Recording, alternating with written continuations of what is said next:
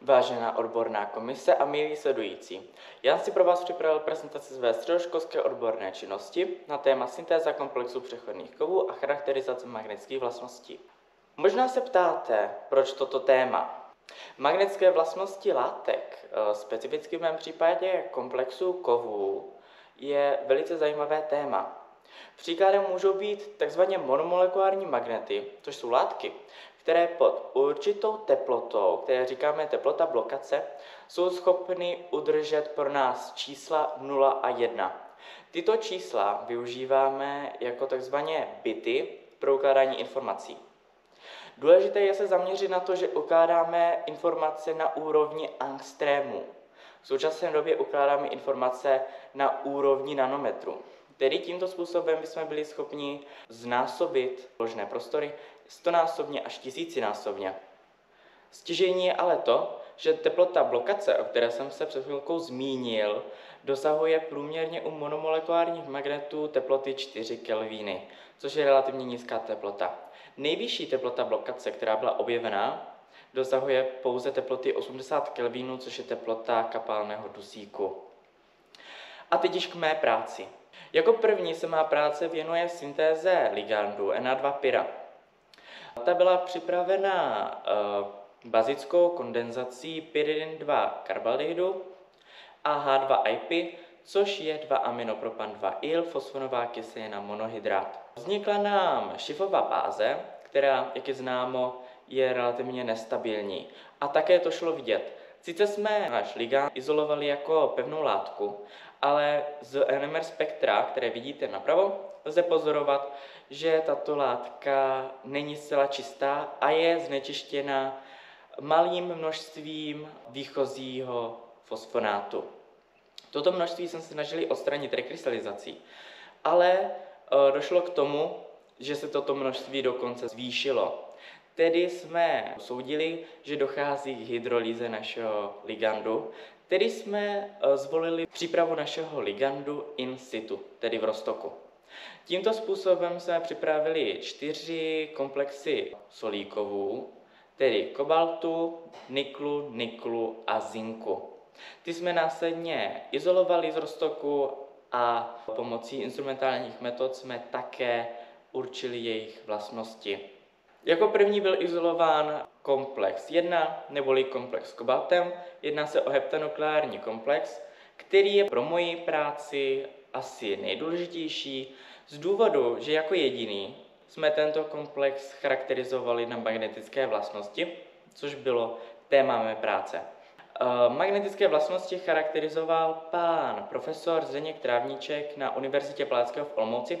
Tehdy jsme jako Masarykova univerzita spolupracovali i s Univerzitou Palackého v Olomouci a naměřil závislost magnetické susceptibility, která je daná pro každou látku, na teplotě. Teplota byla měřena v rozsahu 5 až 310 kelvínů. A výsledné data magnetické susceptibility v závislosti na teplotě byly následně přepočítány na efektivní magnetický moment v závislosti na oné teplotě. Data jsou měřená pouze pro jeden atom kobaltu specificky a lze z dat pozorovat, že jeden atom kobaltu má magnetický spin 3 poloviny a byly také pozorovány při tomto měření antiferomagnetické interakce mezi jednotlivými atomy kobaltu. Dalším komplexem, který byl připraven, byl komplex niklu, binukleární komplex 2, který se nám povedlo izolovat první jako jeličkové krystaly, následně se nám povedlo izolovat i větší zelené krystaly. Větší zelené krystaly byly poslány na monokrystalovou rentgenovou difrakci, ze které lze pozorovat tento binukleární komplex. Zajímavé může být, ale že jsme ještě před krystalizací tohoto komplexu jsme odebrali pár mililitrů matečného roztoku komplexu 2 a zředili jsme jej acetonem. Zředění acetonem vedlo ke krystalizaci komplexu 3, který se velice strukturně podobá komplexu 1. Navíc pro komplex 2, jako pro jediný komplex, byla změřena i hmotnostní spektrometrie s elektrosprejovou ionizací, jelikož jako jediný byl rozpustný v rozpouštědle. Z hmotnostní spektrometrie lze pozorovat, že ale fragmentem, který je nejvíce zastoupený nebo nejvíce vznikal tedy. Není náš změřený binukleární komplex 2, ale komplex 3, heptanukleární komplex. Tedy lze odvodit, že to, že nám vykrystalizovaly první jehličkové krystaly, následně i větší zelené, může být způsobeno i větším množstvím různých polynukleárních komplexů, nejen těchto dvou nejvíce zastoupených. Jako poslední byl izolován komplex 4, neboli komplex se zinkem. Jedná se opět o heptanukleární komplex, téměř stejný jako komplex 1, velice podobný. A já bych moc rád poděkoval svému odbornému vedoucímu práce, panu profesorovi Jiřímu Pinkasovi z Přírodovědecké fakulty Masarykovy univerzity. Též bych rád poděkoval svému odbornému konzultantovi, panu doktorovi Jaroslavu Dorošenkovi, opět z Přírodovědecké fakulty Masarykovy univerzity. Rád bych poděkoval také mému dalšímu odbornému konzultantovi, panu magistru Radku Matuškovi ze Střední průmyslové školy chemické v Brně. Rád bych poděkoval také Ústavu chemie Přírodovědecké fakulty Masarykovy univerzity za zázemí a také bych rád v neposlední řadě poděkoval JCMM a Jihomoravskému kraji za finanční podporu.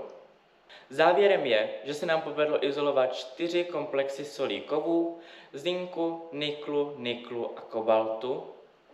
Povedlo se nám tyto komplexy i charakterizovat pomocí instrumentálních metod. Dále se nám podařilo změřit magnetické vlastnosti pro komplex 1. Zjistili jsme, že jeden atom kobaltu má magnetický spin 3 poloviny a mezi jednotlivými atomy kobaltu dochází k slabým antiferomagnetickým interakcím.